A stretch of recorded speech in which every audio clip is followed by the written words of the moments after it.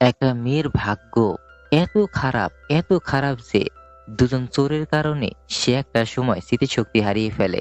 আর সেই মেয়েটির মতো আরেকটি ছেলেও আছে যার ভাগ্য তার মতোই খারাপ, এবং সে তাকে খুঁজতে গিয়ে সে কি কি বিপদে পড়ে সেটাই দেখবো আমরা আজকের ভিডিওতে। তাহলে চলো গল্পটা শুরু করা যাক। আসসালামু আলাইকুম ডিয়ার ভিউয়ার্স, আমি রাকিব হোসাইন। তোমরা দেখছো ফানি গল্প রিসোল্ট।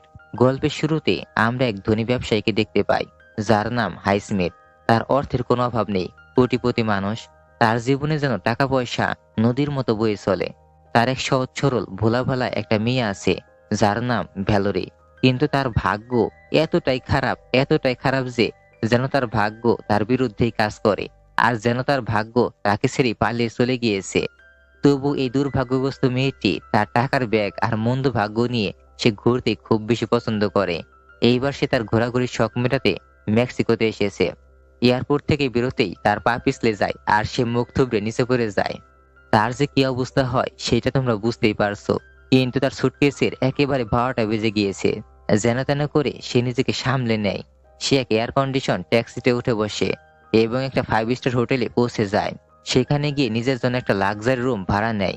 অন্যদিকে তার এই মুখ থুবড়ে পড়ার খবরটি পৌঁছে যায় তার বাবা হাইস্মিথের কাছে। খবরটা শুনে তিনি তার কোটি টাকার ব্যবসায়িক মিটিং সেরে মেয়েকে ফোন করেন। তিনি উদ্বিগ্ন কণ্ঠে জানতে চান যে তার কি হয়েছে। সে নাকি মুখ থুবড়ে নিচে পড়ে গিয়েছে। ভেলোর উত্তর দেয়, না পাপা, আমার কিছু হয়নি পাপা, আমি একদম ঠিক আছি, তুমি আমার জন্য কোনো চিন্তা করো না। তারপর হঠাৎ সে বলে ওঠে, দেখো পাপা, সামনে দিয়ে কে একজন উড়ে যাচ্ছে।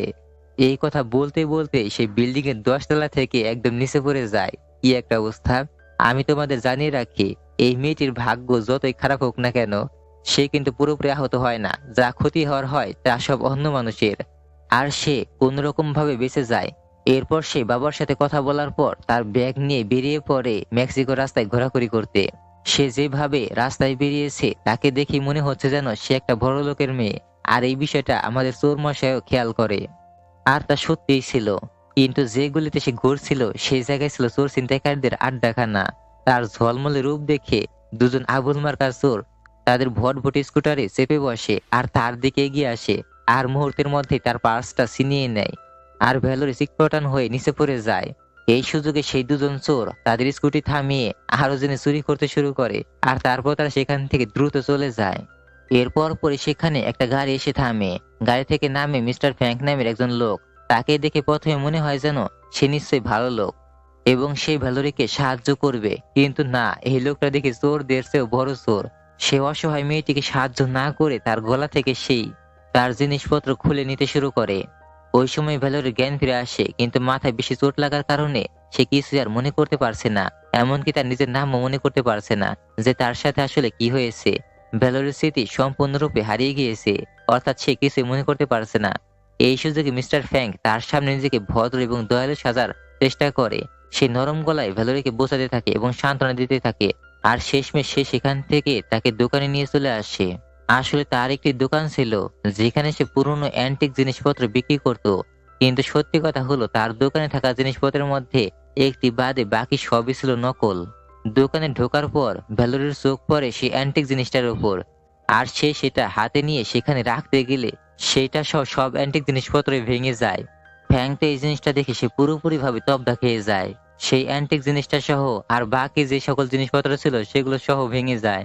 সবকিছু ছড়িয়ে পড়ে চারদিকে।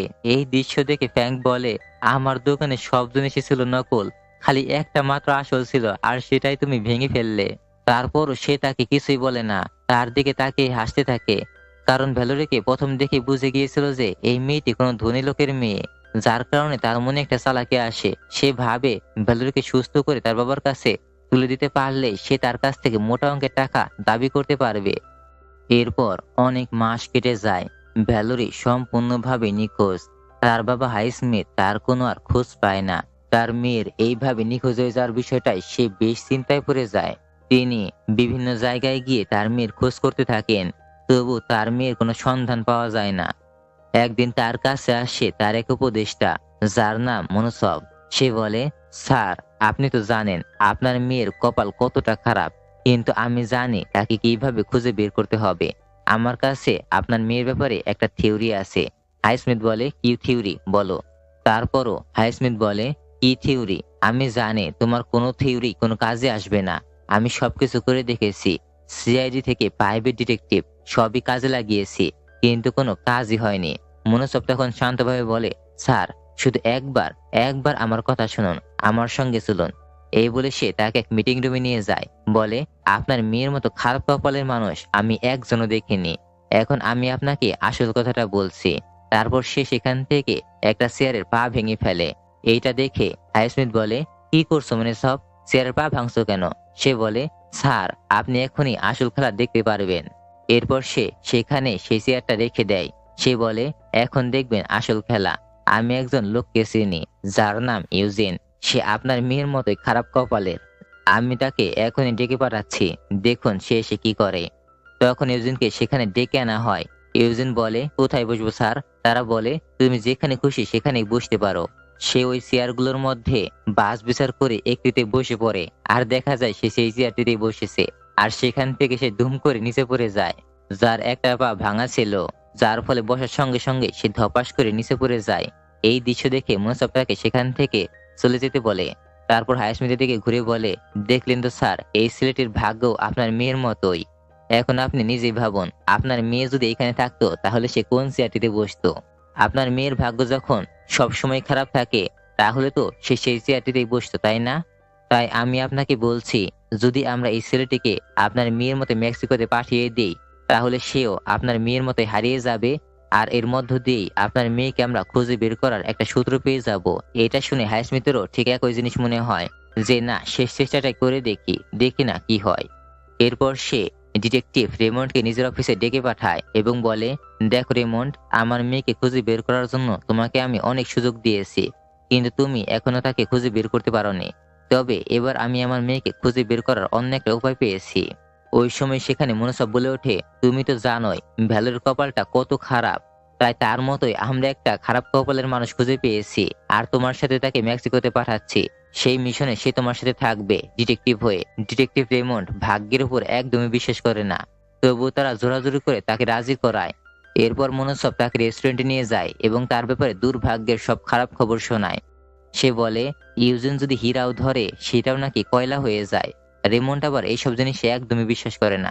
মনোসব বলে, আপনি তার সাথে কিছুদিন কাটান, তাহলেই বুঝতে পারবেন। এরপর পরে আমরা দেখতে পাই ইউজিন বাড়িতে ফিরছে। সে যখন বাড়িতে ফিরছিল তখন তার উপর থেকে রং পড়ে যায়, আর একটা লোক সেখান দিয়ে সাইকেল চালিয়ে যাচ্ছিল।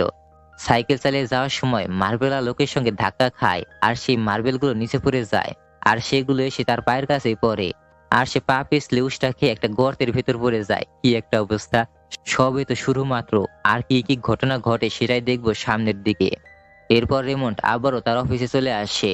সে বলে, আমি ইউজিনকে বলেছি যে সে ডিটেকটিভ আর তুমি তার অ্যাসিস্ট্যান্ট। রেমন্ড বলে, কি? আমি এই শহরের সবচেয়ে বড় ডিটেকটিভ আর আমি হব একজন অ্যাসিস্ট্যান্ট? হাইস্মিথ বলে, এটা দরকার ছিল, তাছাড়া আর অন্য কোনো উপায় ছিল না। তারপরে সে রাজি হয়ে যায়।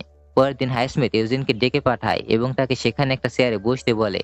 সে এখন এমন ভাবে বসে যেন সেটা ভেঙে না যায়। তোমরা বুঝতেই পারছো কেন সে এরকম ভাবে বসছে। হাইস্মিথ বলে, আপনি আমার মেয়ের ব্যাপারে সবকিছুই তো জানেন, তাই না?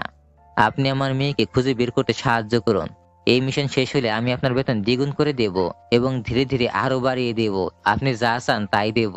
এইসব পাম্পপট্টি দিয়ে তাকে রাজি করায় এবং সে মিশনে যেতে রাজি হয়ে যায়। হাইস্মিথ বলে, ইনি হলো আপনার অ্যাসিস্ট্যান্ট রেমন্ড। ইউজিন মনে করে যে সে তার অধীনেই কাজ করছে, কিন্তু আসলে সে নিজেই যে এই মিশনের এক বলির পাঠা তা সে বুঝতেই পারছে না। গাড়িতে যাওয়ার সময় সে মনমরা হয়ে বসেছিল, যার কারণে সে একটা শিকার ধরাতে চায়। সে মনে মনে বলে, এই বোকাটা আমার ডিটেকটিভ, আমি সবচেয়ে বড় ডিটেকটিভ, আর আমি হলাম কিনা এর অ্যাসিস্ট্যান্ট। এরপর সে যখন শিকার ধরাতে যাচ্ছিল তখন ইউজিন তাকে আগুন ধরাতে সাহায্য করতে চায়। ভুলবশত সেই আগুন রিমোটের টায়ে লেগে যায়। এতে রিমোট প্রথমবারের মতো বুঝতে পারে যে এই লোকটা আসলে কতটা খারাপ কপালের, আর তার সাথে যে আর কি কি ঘটবে সেটা ভেবে সে চিন্তায় পড়ে যায়। যাই হোক, তারা যখন এয়ারপোর্টে পৌঁছে যায়, সে তার লাগেজ নেওয়ার জন্য একটা কার্ড নিয়ে আসে। তারপর দেখা যায় সেটা অন্য একটা লোক নিয়ে চলে গিয়েছে। তারপর যখন সে তার সাথে কথা কাটাকাটি করে সামনের দিকে আসতেই যাবে, তখন সে ভেলোরের মতোই কাঁচের গ্লাসে গিয়ে ধাক্কা খায় এবং সে নিজের নাক ফাটিয়ে ফেলে। এতে তাদের অনেক সময় চিকিৎসায় ব্যয় হয়ে যায়। এদিকে তাদের বিমানও টেক অফ করার সময় হয়ে যাচ্ছিল। তখন তারা দুজনে দূরে রানওয়ের দিকে যায়। হঠাৎ রিমন দেখে যে কোনো কারণ ছাড়াই বিমান উড্ডয়ন করতে বিলম্বিত হচ্ছে। মানে প্লেনটা ঢিলে হয়ে গিয়েছে। এটা দেখে ইউজিন বলে যে আমার জীবনে আমি যতবার প্লেনে উঠেছি কখনো সঠিক সময় প্লেনে উঠতে পারিনি। অনেকবার এটা হয়েছে। কখনো কখনো ২-৩ দিন পর্যন্ত দেরি হয়ে গিয়েছে। এরপর জানা যায় ইউজিনের ব্যাগ লাগেজ প্লেনের কম্পার্টমেন্টে দেওয়ার সময়ই সেটা আটকে গিয়েছিল। যার ফলে তার লাগেজের ভেতর যে জিনিসপত্র ছিল সেগুলো নষ্ট হয়ে গিয়েছে। যার কারণে প্লেনটাও ঢিলে হয়ে গিয়েছে। এইটা শুনে রেমন্ডের সন্দেহ আরো গাঢ় হয় যে এই মানুষটা সত্যি কতটা অভাগা। শেষমেশ তারা দুজন কোনো রকমে মেক্সিকোতে পৌঁছে যায় এবং খাওয়ার জন্য একটা রেস্টুরেন্টে ঢুকে পড়ে। এরপর সে দেখতে পায় যে তার হাতে কলমের কালি লেগে গিয়েছে, যার কারণে সে ওয়াশরুমে চলে যায়। রেমন তার দুর্ভাগ্য পরীক্ষা করার জন্য একটা টেবিলের উপরে রাখা নুনের বোতল এবং চিনির বোতল পাল্টাপাল্টি করে ফেলে। সে দেখতে চায় যে ইউজিন আসলে কোনটা উঠায়। যখন ইউজিন ফিরে আসে তখন সে চিনির বোতলটাই তুলে নেয়। এটা দেখে রেমন্ড বলে না, তার ভাগ্যটা অতটাও খারাপ না। এরপর পরে কোত্থেকে যেন একটা লোক এসে তার কাছ থেকে চিনির বোতলটা নিয়ে যায়, আর সেই সময় সে নুনের বোতলটা তুলে নেয়। আর সেটা ঢালতেই সমস্ত নুন তার খাবারের ভেতর পড়ে যায়। কি একটা অবস্থা! খাবার তো নষ্ট হলো, এখন সে জুস খেতে চায়। তাই সে জুস খেতে গিয়ে সে ভুল করে পাইপটা তার নাকের ভেতর ঢুকিয়ে দেয় এবং সোজাসুজি সে হাসপাতালে পৌঁছে যায়। এদিকে হাসপাতালে থাকা একটা নার্স রেমন্ডকে বলে যে কিছু মাস আগে এমন এক দুর্ভাগ্যশালী মেয়ে তাদের কাছে এসেছিল যার স্মৃতিশক্তি হারিয়ে গিয়েছে। এটা শুনে রেমন্ড সঙ্গে সঙ্গে হাসপাতাল নিরাপত্তা রক্ষীকে ভ্যালোরের ছবি দেখায়। আসলে এই ছিল সেই নিরাপত্তা রক্ষী যিনি সেই দিন ফ্র্যাঙ্কের কাছ থেকে ভ্যালোরিকে বাঁচাতে দৌড়াচ্ছিলেন, ঠিক যেদিন ফ্র্যাঙ্ক ভ্যালোরিকে গাড়িতে তুলেছিলেন। এই নিরাপত্তা রক্ষী পুরো ঘটনা রেমন্ডকে খুলে বলে। এরপর তারা দুজন সেখান থেকে বেরিয়ে পড়ে এবং একটা হোটেলে পৌঁছে যায় যেখানে ভ্যালোরি একটা সময় থাকতো। রিসেপশন থেকে ইউজিন চলে যেতেই সে হোঁচট খায় একটা সোফার সাথে। এরপর পরে সে আবারও লিফটের ভেতর উষ্টাকে নিচে পড়ে যায়। না, এই লোকটাকে নিয়ে আর পারলাম না। এইভাবে সে কোনো রকমে নিজের ঘরে পৌঁছে যায়। এইভাবে সে নিজের ঘরে পৌঁছাতে গিয়ে ধপাস করে ২ বার নিচে পড়ে যাওয়ার বিষয়টা তার কাছে খুবই খারাপ লাগে। সন্ধ্যায় তারা দুজন একটা 5 স্টার হোটেলে গিয়ে ওঠে এবং ভ্যালোরিকে খোঁজার চেষ্টা করে। ঠিক তখন ইউজিনের চোখ পড়ে এক সুন্দরী নারীর দিকে যিনি তার দিকে তাকিয়ে মুচকি হাসছিলেন। সেও তার দিকে তাকিয়ে দাঁত বের করে হাসতে থাকে। আর এখানে আমাদের প্রথম পর্বটি শেষ হয়ে যায়। এখানে শেষ হলো আমাদের আজকের ভিডিও। আশা করি ভিডিওটা আপনাদের ভালো লেগেছে। যদি ভিডিওটি আপনাদের ভালো লেগে থাকে তাহলে সুন্দর একটা লাইক দিয়ে আপনার গুরুত্বপূর্ণ মূল্যবান মন্তব্যটি আমাদের কমেন্ট বক্সে কমেন্ট করতে ভুলবেন না। আমাদের চ্যানেলটিতে যদি নতুন হয়ে থাকেন তাহলে সাবস্ক্রাইব করতে ভুলবেন না। আবার দেখা হবে পরের কোনো ভিডিওতে। ততক্ষণ পর্যন্ত ভালো থাকুন। আল্লাহ হাফেজ। আসসালামু আলাইকুম।